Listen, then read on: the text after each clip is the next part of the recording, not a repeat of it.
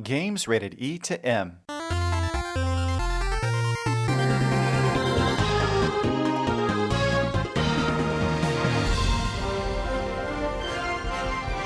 Welcome to Nintendo Power Podcast. This episode, we share tales and tips from our first 2 weeks with Animal Crossing New Horizons.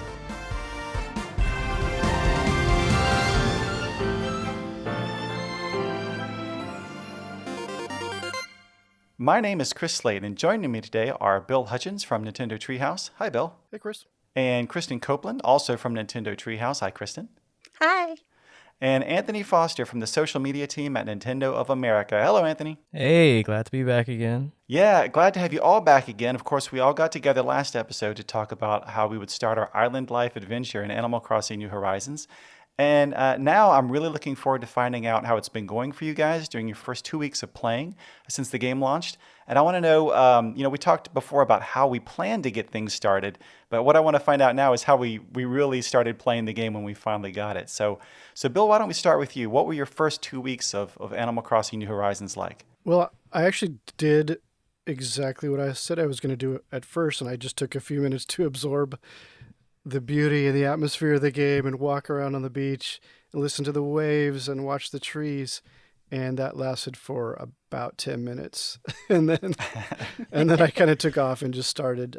I sort of, the way I approached it this time was to bank a lot of miles at first. So, that was my initial really hard play start to the game, was to just get as many miles as I could. I wanted some of the things that you can get via Nook mileage, so I wanted to make some of those purchases that I think were key purchases. And other than that, it's just I wanted to get as many island residents in place as I could, so I've kind of focused on that and just started building up the different facilities on the island. That's great. I remember you saying that, especially after kind of working on the localization for the game for so long, you really just wanted to take that time on the beach when you finally started your own game and just relax for a bit. So it's nice to hear that you did it for at least a few minutes. Yeah, it was a nice 10-minute vacation. And then right back to Nook Miles. That's right. Kristen, how about you? How did you get started with the game? I kind of did what I thought that I was going to do, and I kind of didn't. So I did hit the Nook Miles hard, trying to do all of the activities that I knew would unlock miles so that I could unlock the things that were most important to me, like the hairstyles and hair colors, the tool ring, all that kind of extra stuff that you can redeem those Nook Miles for.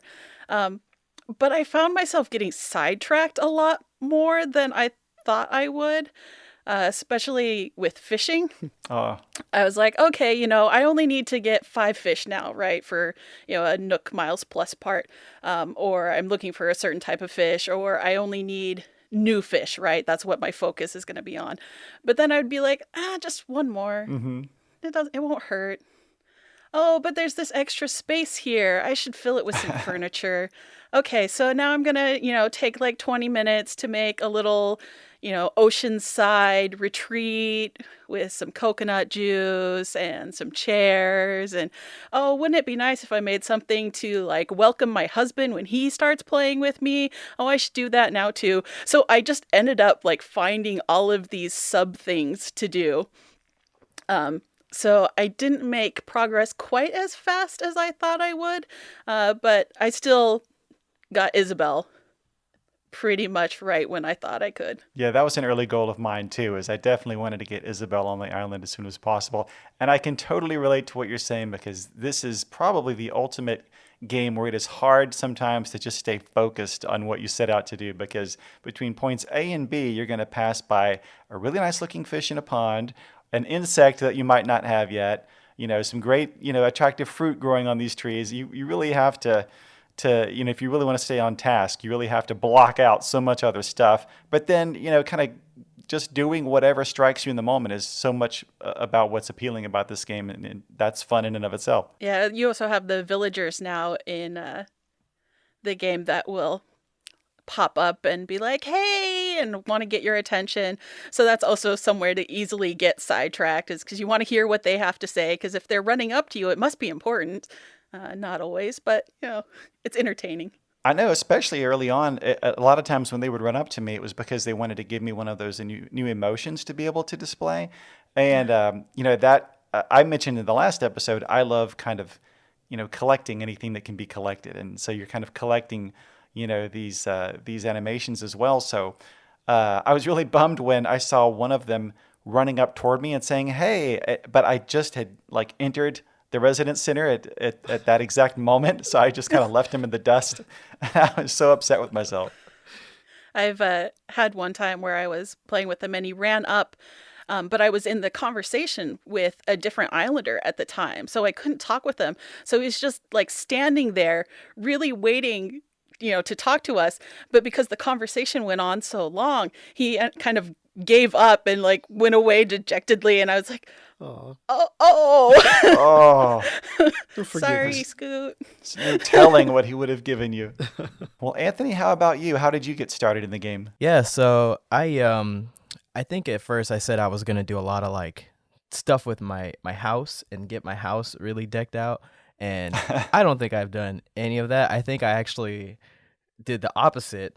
I started off kind of just doing the normal thing, like, completing all the requests from Tom Nook, but I became like super infatuated with catching all the fish, the bugs, all that stuff. And then Blathers, I know Blathers was probably like frustrated when he came out of his tent and saw like 50, cages of bugs and fish and all that good stuff. Especially the bugs. Just He really because- hates those. Yeah. And so I'm on a quest right now for like 2 fish that I haven't caught, and I'm hoping Ooh. to catch them before the end of the month. But I don't want to have to wait around. But so I did a lot of that, and I have kind of like started to really organize my house and make sure everything looks good. But there's some recipes I don't have and things like that.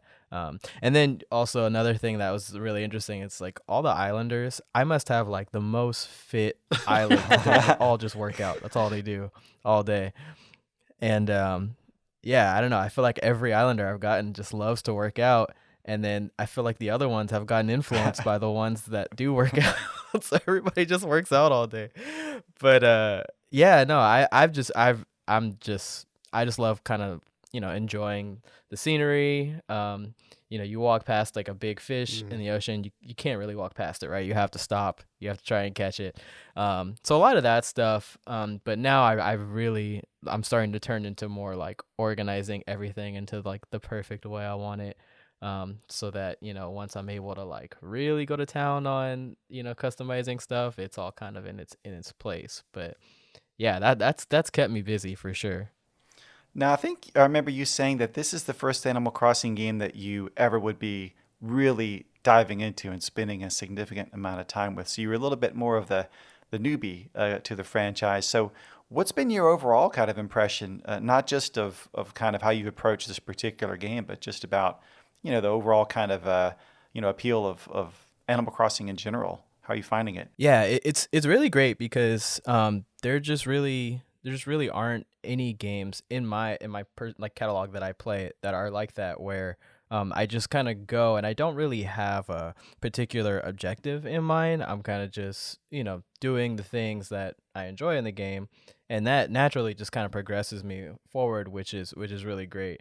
There's nothing in that game that isn't just pleasant, right? Like every part of it. So for me, that's what it is. There's moments where I play it like religiously for hours and hours, and then there's moments where I just jump in for 30 minutes or 20 minutes, and I do a couple things, catch a couple fish, and that's super enjoyable. So for me, it's such a well-rounded experience that I've just been playing so much. Yeah, I totally hear you on that. Some days I've played it every day since it came out, and at the very least, what I'll do is I'll power it on and do the usual rounds, right? I'll run around, and I like to keep my island nice and tidy, so I'll pick up any twigs that fell down. I'll strike all the rocks to get all the ore that I can, and find that one rock that has the bells hidden in it, and then I'll kind of just grab some stuff along the way and do like a big bulk sell to Miyatami. So that's that basic stuff that I check off, and I enjoy doing that. But then what will usually happen is, if not then, I'll maybe come back later in the day and play it again, and then I'll start thinking about, all right, what are some bigger moves I need to do today to kind of move things forward, or kind of get some of the big boxes checked, and kind of grow my island. So it's great that you're able to enjoy it in little spurts, or sit down and have some more meaningful time with it. Yeah, I will say maybe one of the hardest decisions of my life is trying to decide if I want to spend my 2,000 miles on a Nook Miles ticket, or if I want to buy like a recipe or something. Oh yeah. Just because that allure of what you can get if you just kind of go to get that nice island and maybe some good flowers, maybe a lot of nice bugs there. Who knows? I think I caught like a blue marlin on one of the islands, which Oh, that's wow. the only time I've ever seen it. That one time I decided to fish. So, yeah, I often find myself in between there. I'm like, 2,000 miles. It's gonna take me a minute to get more. So yeah, I'm still working on making that decision more often. Yeah. Yeah, we had a lot of that as well at the beginning. Trying to decide, like, do we want to spend another 2,000 miles on this ticket to end up on another island that has the same fruit from our island? Yep. Because, like, our focus was trying to get a lot of the different fruits at first. We're like, please, oranges, or like, please, cherries, just something, right? And every time it would be apples, which is what we have on our island. And so it was also fun to listen to my husband talk to the NPCs, and he's like, all right, Oliver, cherries. That's all I'm asking. I paid 2,000 miles. Just give me the cherries. And then, of course, no cherries.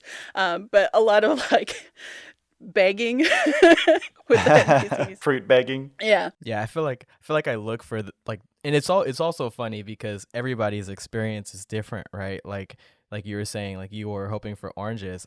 I hope I don't see another orange because I've seen so many of them.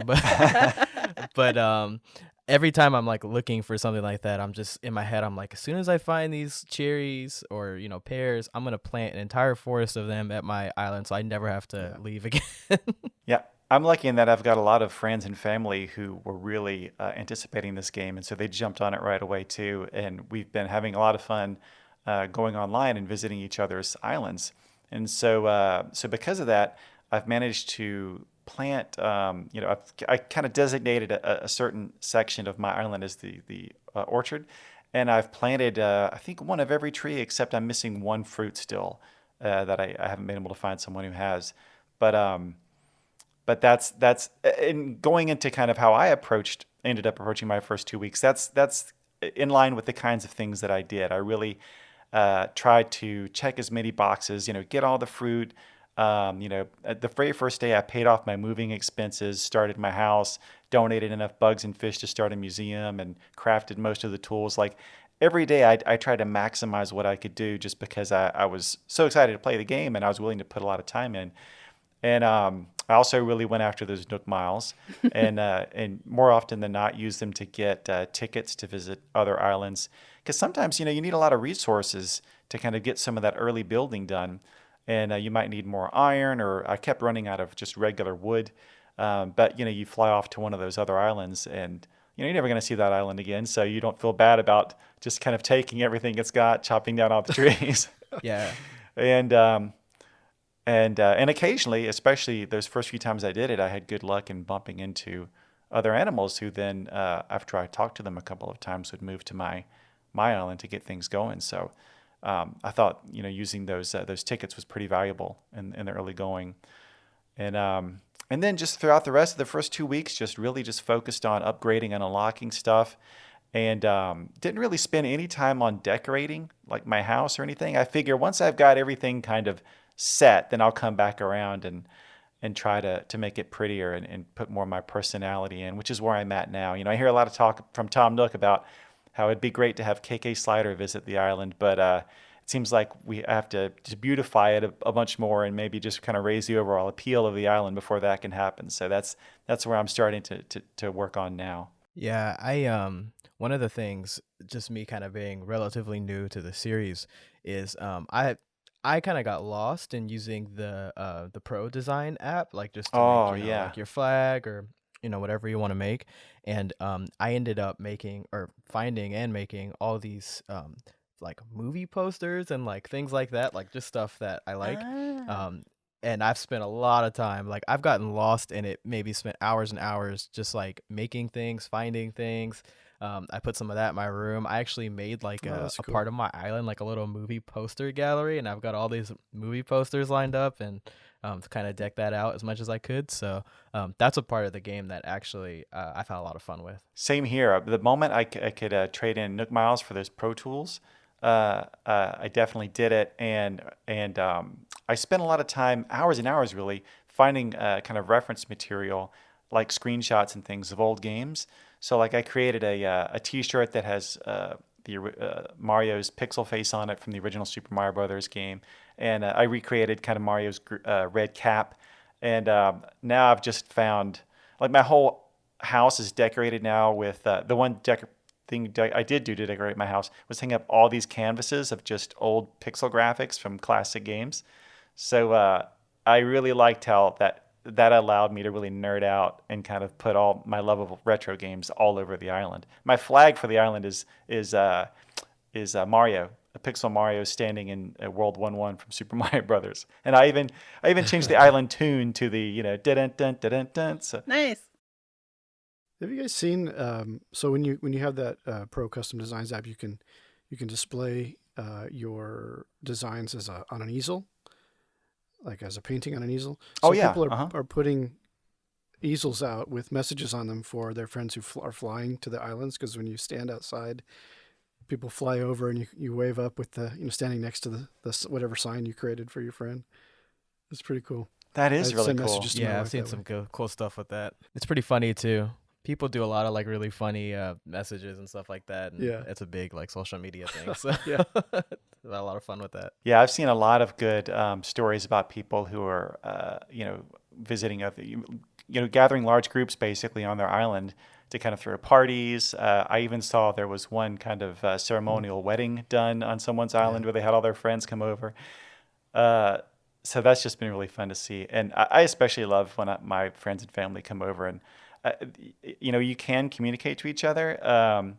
Uh, through the I forget the name of the Nook app, but it's the one that you get when someone first comes over, and you can kind of send messages.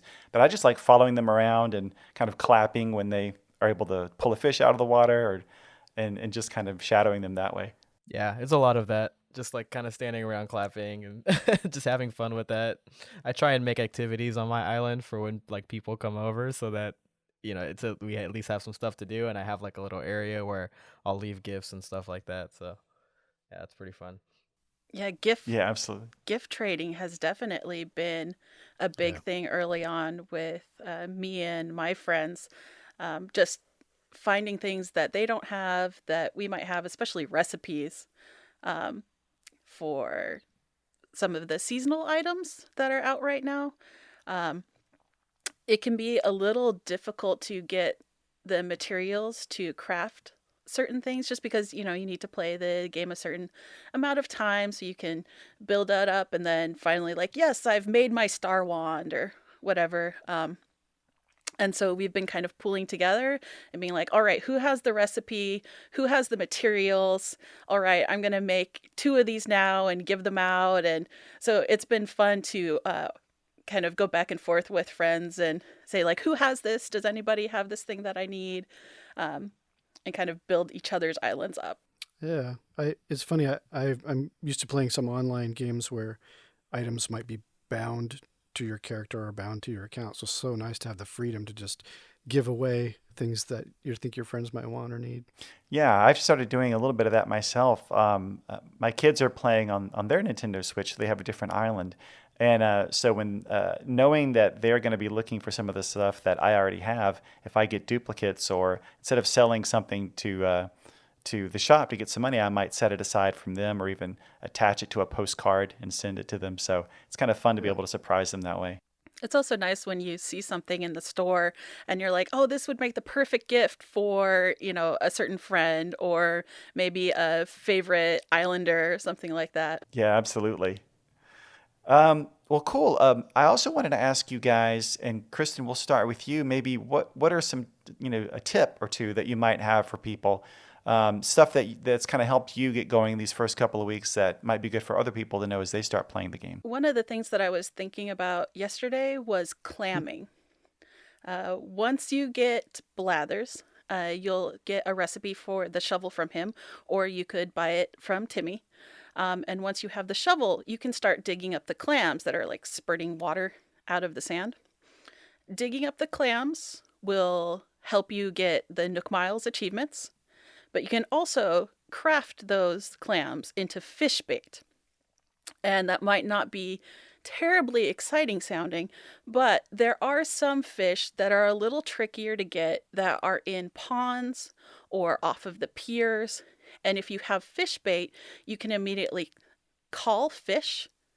So if you craft up, like, say, 10 of them, you can have multiple attempts really quickly for a fish that you're trying to get, either for Blathers or to complete your Critterpedia, etc. So even if you feel like you've been playing for a while and there might not be a new fish out there, you never know. So make fish bait. I get the ability to make that, but it slipped my mind to even try it. Is the right time to use it when you don't see a fish to make the fish appear, or is it when you see the fish, but maybe it's a little out of reach and then it makes it come closer? You want to use it where there's no fish present, and then a fish of some size will just appear pretty much right in front of you. And depending on the angle, as soon as you use the fish bait, you could also throw out your fishing rod, and it makes it really quick. Oh, nice. Cool. Well, thanks for the tip. Yeah. Anthony, how about you? Got a tip? Yeah, so let's see. So for me, these are probably, some of these things are probably things that people who have played Animal Crossing for a while may know, but one of the things I did, and it was really helpful for me, was by chance, if you end up going to a mystery island that has hybrid flowers, and you're like, flowers that you can't purchase, that you have, that are grown from two certain flowers being next to each other, if you don't have a chance to get them that way, and maybe you have to kind of grow them on your own, when you kind of plant flowers around whatever your sort of town center is, I try and get as many hybrids in that area as possible. Like, I've gotten quite a few, like just growing some like different colored tulips together, and I luckily ended up at an island that had a bunch of them, so I just took them all and put them all in the kind of the front area of my island. But I noticed after I did that, I started getting a lot more butterflies that were more uncommon before. I feel like I had gotten like a peacock butterfly, because I had planted these like purple black tulips, which I had never seen them before, but now they're all over. And in addition to that, I kind of like will leave spaces in between flowers that I plant in the front area. So, by chance, if there's a hybrid there, it'll just grow. So just kind of like that strategic placement of some things, so you can kind of maximize your ability to get as many bugs as possible. That's been really cool and helpful for me. That's great to know. And that's, planting flowers is something that I only just started to do a little bit of last night. And it hasn't really been high on my list. But now that you mentioned it might, pull in more insects to collect, that's something I definitely want to get on top of. Yeah. Cool. Well, thanks, Anthony. Bill, how about you? Any words of wisdom? Yeah, so for me, one of the things that improves my island life the most right away is to go after increased storage. I know it's expensive, but the first thing I buy with my Nook Miles, as soon as it's available, is that first pocket expansion to give you some extra slots in your pocket. Because what's the good of fishing and catching bugs all day if you don't have anywhere to stick them other than on the ground? I've seen lots of screenshots of people with bugs and fish tanks all over the ground, but I like to have kind of a neater, nicer well kept island. So I go after that pocket space increase right away, and then this is a little bit of a less honest method, but I do create like additional characters so that I can access their storage. It's the concept of I think MMORPG players will recognize Yes. the concept of a bank alt. It's a separate character that you play. That is their whole role, their whole reason for existing is so that you can have access to their storage too. So I do that, but really the most honest thing to do is to expand your house as quickly as possible and get the expanded storage slots that gives you. That's great. Good pro tip there. For me, I would say, and some of this are tips that worked in past Animal Crossing games too. So longtime players may already know about them, but maybe some people don't. You know how you can strike the big rocks that are scattered around your island. Once a day, you can kind of keep hitting them to get some like rocks or iron ore out of them, and then every day one of them will give you bells. And so I found myself explaining this to my kids actually because they would come up and they would hit it a couple of times, but they would kind of space those hits out, and it seemed like they weren't getting a lot from those rocks, and they were constantly running out of iron. But you can get if you just keep hitting as quickly as possible, you can get up to 8 items from that rock. But the trick there is that every time you strike it with either an axe or a shovel, you get kind of pushed back a little bit, and then maybe your next swing won't connect, and then that kind of wastes time because once you connect with that first strike, there's an invisible kind of ticker, ticking down. So, but if you dig holes behind you, then that will keep you from being pushed back, and you can just kind of sit there and rapidly hit the swing button and maximize those opportunities. So I think that's a pretty helpful tip. And then also, once a day, you'll find among all of the other little indications in the ground that you can dig for fossils, there'll be one that's kind of shiny. And if you dig there, you'll get a bag of bells. But then people might not know that if you plant that bag of bells back in that hole, a tree will grow, and after a few days, instead of fruit appearing on the tree, bags of bells will appear on the tree, and it'll effectively triple your money. So if you can do without those bells, right when you find them, and if you kind of invest, and a few days later, you'll triple your return there. So that can be pretty helpful, I think, too, in getting some money early on. Sorry, go ahead. I think another good tip for both new players and returning players is the slingshot. Returning players are familiar. They know that they can use it to shoot the balloons out of the sky.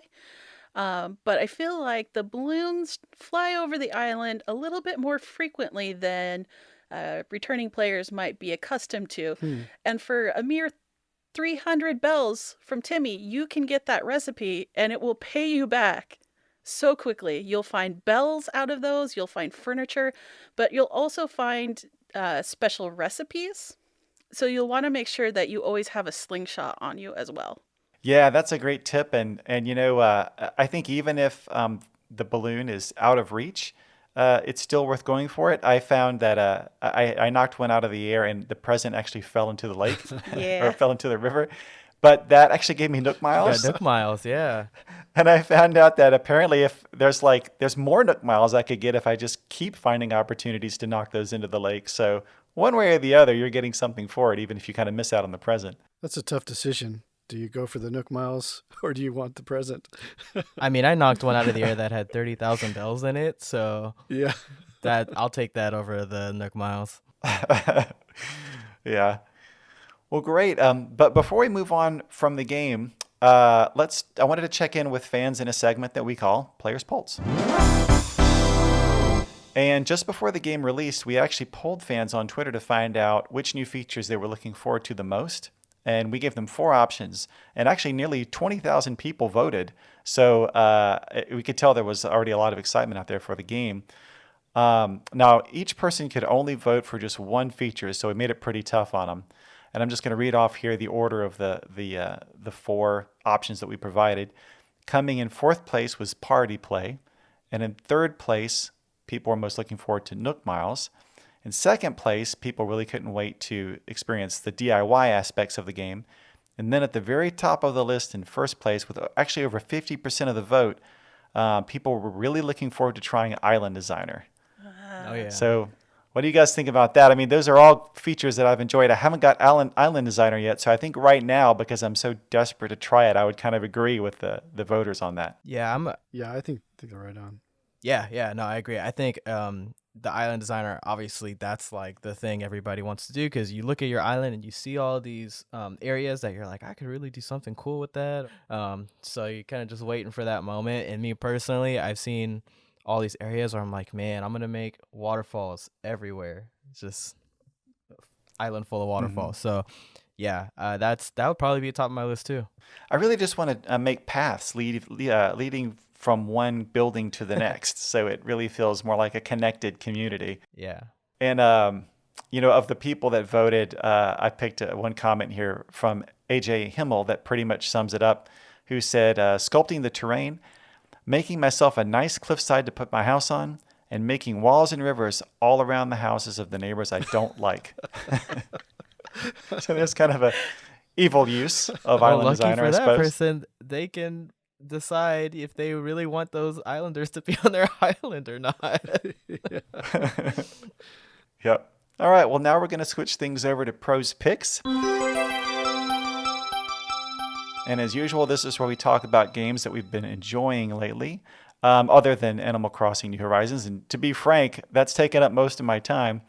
But not counting that game, Kristen, we'll start with you. What have you been playing? I've been playing Murder by Numbers quite a bit, Ooh, yeah. to the point where, my husband asked me, he's like, "Oh, you're playing on the Switch again. Why aren't you playing Animal Crossing?" And I'm like, "Because I'm really close to finishing Murder by Numbers, and I want to know how it ends." It's really fascinating how they've blended the number puzzle Picross kind of style with this 90s detective mystery vibe. And I think it would be really easy to do the first portion of the game and say, if like maybe you're a big Picross fan and you start doing some of the puzzles and you're like, oh, these puzzles are too easy, maybe this game's really not for me.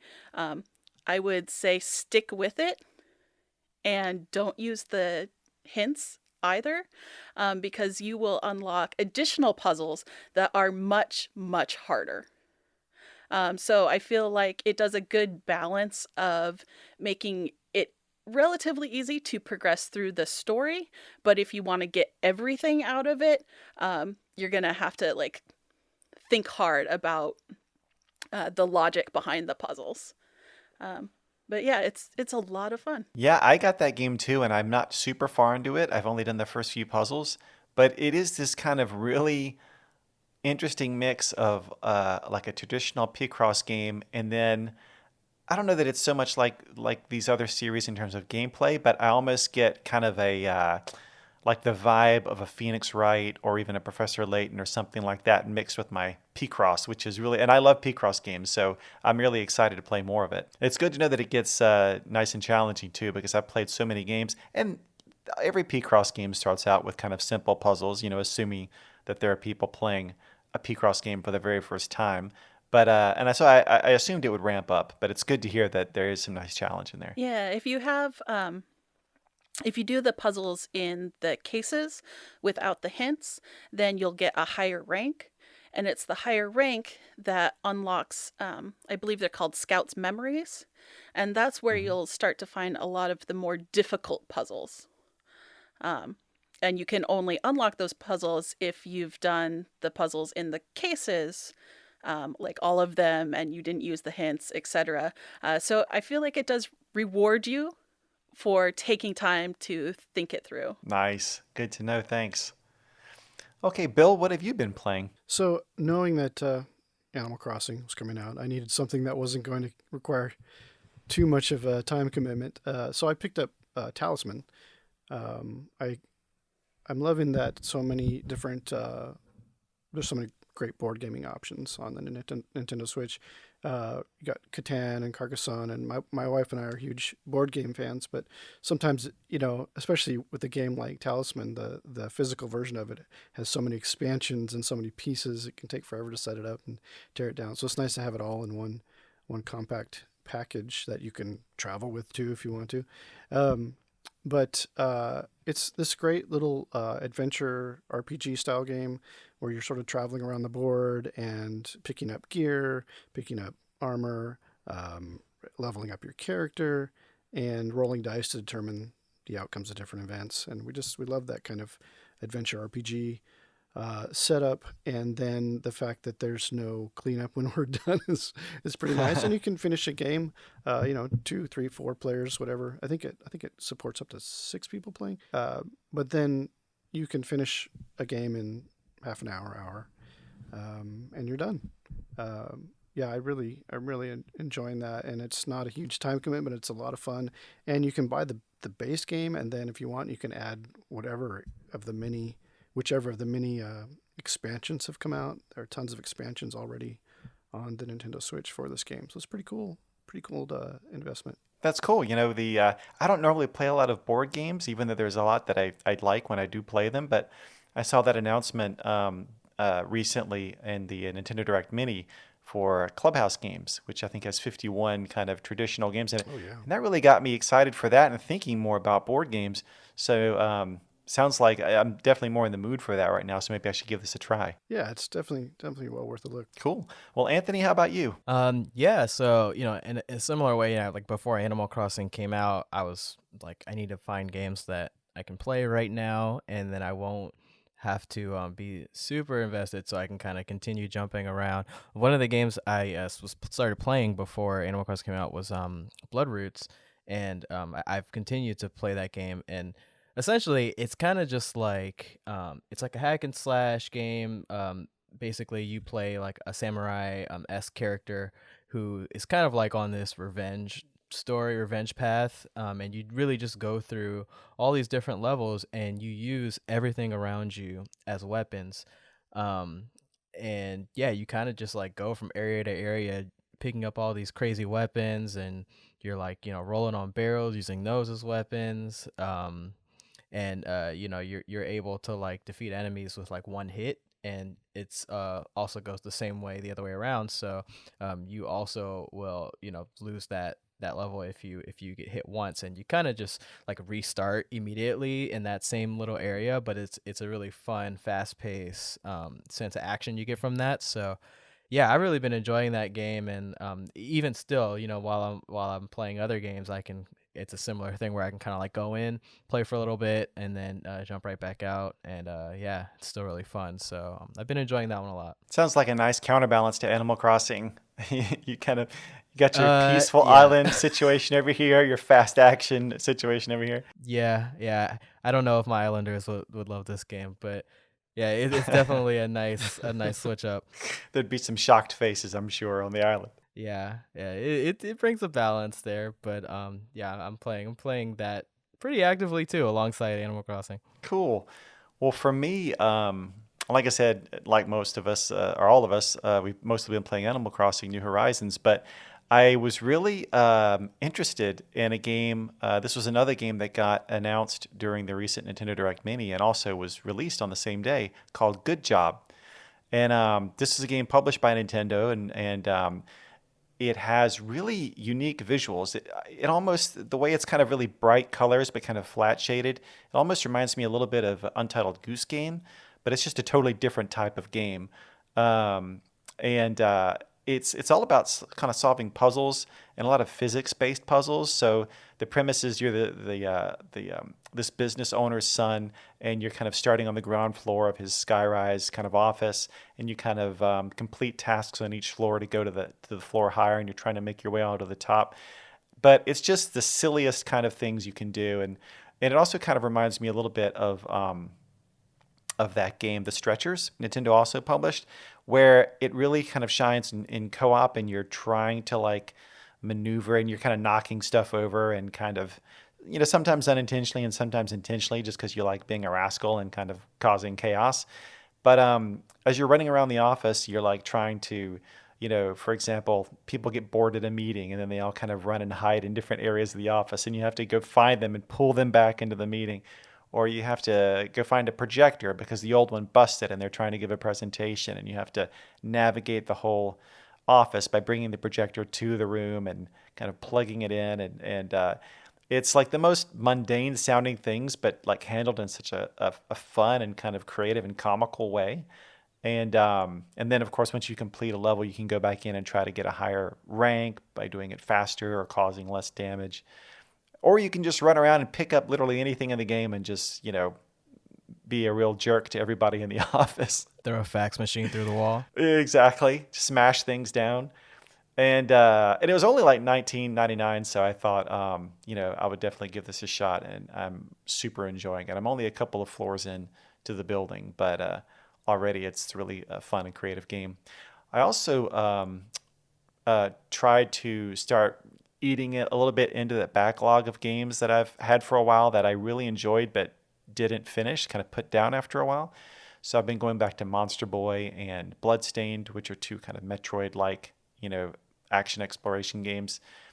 And then the Bravely Default 2 demo that came out. I'm not the biggest RPG guy, but the graphics look so gorgeous that I'm starting to check that out too. So there's no shortage of cool stuff to check out, that's for sure. Yeah. Speaking of backlog too, I even went into my backlog also, and I started playing Xenoblade Chronicles 2 on Nintendo Switch, and that game, it's a big game, so there's a lot of time you can spend in there. Yeah, huge, that's one of the ones where I'm having a little trouble, keeping up with everything as I'm playing some of the other games we've been talking about. But yeah, the backlog is definitely something I'm trying to tackle too.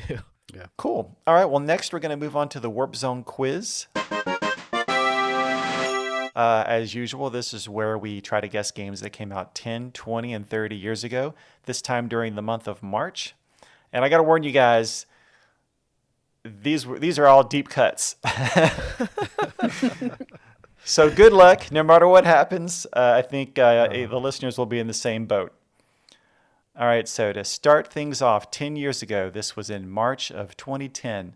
The clues are: Nintendo published an unusual game for Nintendo DS that featured a certain greedy, garlic-loving guy and a collection of micro games that was practically endless, but only if you made them yourself.